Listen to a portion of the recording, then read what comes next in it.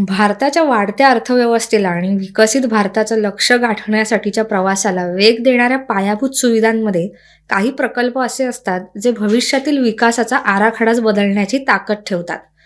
Ganga expressway हा तसाच एक प्रकल्प आहे. मेरठपासून प्रयागराजपर्यंत पसरलेला हा मार्ग केवळ दोन शहरांना जोडणारा रस्ता नाहीये. तो पूर्व आणि पश्चिम उत्तर प्रदेश यांच्यातील अंतर कमी करणारा एक दुवा आहे. पण या प्रकल्पाचं खरं महत्त्व इथे संपत नाही. वेग, सोय आणि अंतर कमी करणं ही त्याची दिसणारी बाजू आहे. तर त्यामागे दडलेली आहे आर्थिक हालचालींना चालना देण्याची मोठी क्षमता. उद्योग, शेती, व्यापार, लॉजिस्टिक्स या सगळ्यांना बूस्ट देणारा हा प्रकल्प आहे. पायाभूत सुविधांचं महत्त्व आजच्या काळात अधिक अधोरेखित होतंय. एखादा मजबूत रस्ता म्हणजे फक्त प्रवास सुलभ करणं नाही, तर तो गुंतवणूक आकर्षित करतो, रोजगार निर्माण करतो आणि संपूर्ण प्रदेशाच्या विकासाची गती वाढवतो. गंगा एक्सप्रेसवेला सुद्धा याच व्यापक दृष्टिकोनातून पाहण्याची गरज आहे. हा प्रकल्प केवळ आजसाठी नाही तर पुढील काही दशकांचा आर्थिक आणि शहरी विकास लक्षात घेऊन निर्माण करण्यात आलाय. या मार्गालगत नवीन औद्योगिक पट्टे, टाउनशिप्स आणि आधुनिक लॉजिस्टिक हब उभे राहणार आहेत, ज्यामुळे आज तुलनेने शांत असलेले भाग उद्याच्या विकास केंद्रांमध्ये रूपांतरित होणार आहेत. मात्र या सर्व शक्यता प्रत्यक्षात कशा उतरतील, कोणतं आव्हान समोर येईल आणि हा प्रकल्प अपेक्षांवर किती खरा उतरेल हे अजूनही उलगडायचं आहे. याच सर्व मुद्द्यांचा आढावा घेऊया इन्फ्रावर बोलू काही या विशेष कार्यक्रमातून. नमस्कार, न्यूज डंकामध्ये आपलं स्वागत आहे. देशातील सर्वात महत्त्वाकांक्षी पायाभूत प्रकल्पांपैकी एक असलेल्या गंगा एक्सप्रेसवेचं उद्घाटन पंतप्रधान नरेंद्र मोदी यांच्या हस्ते 29 एप्रिल रोजी झालं आणि त्या क्षणापासून उत्तर प्रदेशसह देशाच्या विकास कथेने जणू नवा वेग पकडला. हा केवळ रस्ता नाहीये, तर आध्यात्मिकता आणि इतिहास अशा दोन भिन्न प्रवाहांना एकत्र आणणारा सेतू आहे. या नव्या मार्गामुळे प्रयागराज ते मेरठ हा प्रवास आता अधिक वेगवान, सुकर आणि सुखद झालाय.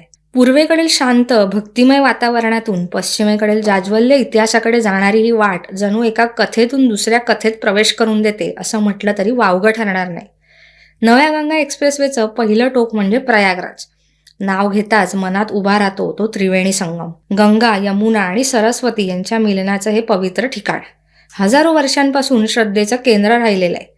कुंभमेळा काळात तर हे शहर जणू भक्तीच्या महासागरात न्हाऊन निघतं. आणि मग याच नव्या एक्सप्रेसवेचं दुसरं टोक आहे मेरठ, एक असं शहर जिथे प्रत्येक वळणावर इतिहासाचा ठसा उमटलेला आहे. 1857च्या स्वातंत्र्य संग्रामाची पहिली ठिणगी इथूनच पेटली आणि म्हणूनच मेरठला क्रांतिभूमी म्हणतात. त्यामुळे या मार्गाचा विचार केला की वाटतं ही केवळ एक सफर नाहीये, तर एक अनुभूती आहे. श्रद्धेपासून स्वातंत्र्यापर्यंत, शांततेपासून संघर्षापर्यंत आणि परंपरेपासून प्रगतीपर्यंत नेणारी एक सुंदर वाट. गंगा एक्सप्रेसवे प्रकल्पाची पायाभरणी नरेंद्र मोदी यांच्या हस्ते 18 डिसेंबर 2021 रोजी शहाजहानपूर येथे करण्यात आली होती आणि त्यानंतर एप्रिल 2022 पासून प्रत्यक्ष बांधकामाला वेग आला. पण या महामार्गाची कथा एवढीच मर्यादित नक्कीच नाहीये. त्याची बीजं रुजली ती 2007 साली, जेव्हा तत्कालीन मुख्यमंत्री मायावती यांच्या कार्यकाळात या द्रुतगती मार्गाची संकल्पना मांडली गेली होती. काळाच्या ओघात हा प्रकल्प काही काळासाठी थांबला. मात्र 2019 मुख्यमंत्री योगी आदित्यनाथ यांच्या नेतृत्वाखाली त्याला नवसंजीवनी मिळाली आणि तो प्रत्यक्षात उतरण्याचा मार्ग मोकळा झाला. उत्तर प्रदेश एक्सप्रेसवे औद्योगिक विकास प्राधिकरण या प्रमुख संस्थेने संपूर्ण प्रकल्पाची सूत्र हातात घेत एक्सप्रेसवेची विक्रमी वेळेत उभारणी पूर्ण केली. गंगा द्रुतगती मार्ग सार्वजनिक खाजगी भागीदारी म्हणजेच PPP मॉडेल अंतर्गत बांधण्यात आलाय. एक्सप्रेसवेची बांधकामाच्या दृष्टीने 4 विभागांमध्ये विभागणी करण्यात आली होती. पहिला विभाग मेरठ ते बदाऊन हा आयडियल रोड बिल्डर्स इन्फ्रास्ट्रक्चरने बांधला, तर अदानी एंटरप्राइजेसने बदाऊन ते हरदोई दुसरा टप्पा, हरदोई ते उन्नाव तिसरा टप्पा आणि उन्नाव ते प्रयागराज चौथा टप्पा पूर्ण केला. सुमारे 594 किलोमीटर लांबीच्या या गंगा एक्सप्रेसवेमुळे मेरठ ते प्रयागराज हा प्रदीर्घ प्रवास आता केवळ 6 तासात पूर्ण होणार आहे. जिथे पूर्वी या प्रवासाला 11 ते 12 तासांचा वेळ लागत होता, तो आता जवळपास अर्धा झालाय. या महामार्गासाठी सुमारे 36,230 कोटी रुपयांची मोठी गुंतवणूक करण्यात आली. उत्तर प्रदेशच्या विकास कथेला नवा वेग देणारा गंगा एक्सप्रेसवे हा केवळ एक महामार्ग नाहीये, तर आधुनिक भारताच्या पायाभूत क्षमतेचं भव्य उदाहरण आहे. वेग, सुरक्षितता आणि भविष्यकालीन दृष्टी या तिन्हींचा संगम या द्रुतगती मार्गात दिसून येतो. तर चला या महामार्गाची रचना, वैशिष्ट्य आणि त्यामागचा व्यापक विचार समजून घेऊया. 594 किलोमीटर लांबीचा गंगा एक्सप्रेसवे मेरठ जिल्ह्यातील बिजोली गावापासून सुरू होऊन प्रयागराज जिल्ह्यातील जुडापूर दांडू गावापर्यंत जातो. हा मार्ग राज्याच्या पूर्व आणि पश्चिम टोकांना जोडतो. या एक्सप्रेसवेची सध्याची रचना 6 पदरी असली तरी तिच्या पायाभूत संरचनेत भविष्याची तयारी स्पष्टपणे दिसून येते. सर्व पूल, उड्डाणपूल आणि संबंधित बांधकामं आधीपासूनच 8 लेनच्या मानकांनुसार उभारण्यात आली. त्यामुळे वाढत्या वाहतुकीच्या गरजांनुसार हा मार्ग सहज विस्तारता येणार आहे. हा द्रुतगती मार्ग ताशी 120 किलोमीटर पर्यंतच्या वेगासाठी बांधण्यात आलाय. पूर्णपणे प्रवेश नियंत्रित म्हणजेच ॲक्सेस कंट्रोल्ड असलेला हा महामार्ग सुरक्षिततेच्या दृष्टीने एक नवा मापदंड ठरतो. अनधिकृत प्रवेशाला पूर्णपणे आळा घातल्यामुळे अपघातांची शक्यता कमी होऊन वाहनांना अखंड अडथळामुक्त प्रवासाचा अनुभव मिळणार आहे. त्यातच क्लोज टोल सिस्टीममुळे वाहन चालकांना केवळ त्यांनी वापरलेल्या अंतरासाठीच शुल्क भरावे लागणार आहे. ही पारदर्शक आणि न्याय्य पद्धत प्रवास अधिक सुलभ बनवते. हा महामार्ग मेरठ, हापूर, बुलंदशहर, अमरोहा, संभल, बुदौन, शहाजहानपूर, हरदोई, उन्नाव, रायबरेली, प्रतापगड आणि प्रयागराज अशा महत्त्वाच्या जिल्ह्यांमधून मार्गक्रमण करतो. त्यामुळे या सर्व भागांना थेट, जलद आणि अखंड जोडणी मिळाली. गंगा एक्सप्रेसवेमधून या प्रकल्पाचे सूक्ष्म नियोजन देखील दिसून येते. विद्यमान राष्ट्रीय महामार्ग आणि राज्यमार्गांशी जोडणाऱ्या तब्बल 21 इंटरचेंजेसमुळे या कॉरिडॉरने जणू एका जाळ्यासारखे संपूर्ण प्रदेशाला आपल्या कवेत घेतलंय. या महामार्गाच्या भव्यतेला अधोरेखित करतात ते त्यावरील विशाल पूल. विशेषतः गंगा नदीवरील सुमारे 960 मीटर लांबीचा पूल आणि तिच्या उपनदी रामगंगा नदीवरील 720 मीटरचा पूल. हे केवळ अभियांत्रिकी कौशल्याचे नमुने नाहीयेत, तर निसर्गाशी सुसंवाद साधणाऱ्या रचना आहेत. स्थानिक पूरस्थितीचा सखोल अभ्यास करून हे पूल तयार करण्यात आले. त्यामुळे प्रतिकूल हवामानातही प्रवास अखंड आणि सुरक्षित राहणार आहे. गंगा एक्सप्रेसवेवर प्रवास करणं म्हणजे फक्त गाडी चालवणं नाही, तर एक सुखद आणि नियोजनबद्ध असा अनुभव घेता येणार आहे. या मार्गावर एकूण 9 सार्वजनिक सुविधा केंद्र उभारण्यात आली. मेरठ ते प्रयागराजच्या दिशेने 5 तर परतीच्या मार्गावर 4. म्हणजेच साधारण प्रत्येक 75 किलोमीटरवर तुम्हाला एक थांबा मिळणारच आहे. या एक्सप्रेसवेचं एक खास वैशिष्ट्य म्हणजे रस्ता पूर्णपणे खुला होण्याआधीच पेट्रोल पंप सुरू करण्यात आले होते. हे सर्व पंप भारत पेट्रोलियमच्या कोको म्हणजेच कंपनी ओन्ड, कंपनी ऑपरेटेड या मॉडेलवर चालवले जात आहेत. साध्या भाषेत सांगायचं तर हे पंप थेट कंपनीच चालवते, त्यामुळे इंधनाची गुणवत्ता आणि सेवा दोन्हीवर विश्वास ठेवता येतो. फूड प्लाझा आणि कॅफेटेरियामध्येही प्रवाशांचा विचार करून परवडणाऱ्या दरात खाणं पिणं उपलब्ध आहे. आणि जर प्रवासात थोडी झोप काढायची असेल तर त्याचीही सोय आहे. डॉर्मेटरीज आणि हॉटेल रूम्स उपलब्ध आहेत. विशेष म्हणजे तुम्हाला पूर्ण 24 तासांचे पैसे द्यावे लागत नाहीत. उदाहरणार्थ तुम्ही फक्त 5 तास विश्रांती घेतली तर फक्त 5 तासांचेच पैसे भरावे लागतील. प्रवाशांच्या सुरक्षेचाही या एक्सप्रेसवेवर तितकाच विचार करण्यात आलाय.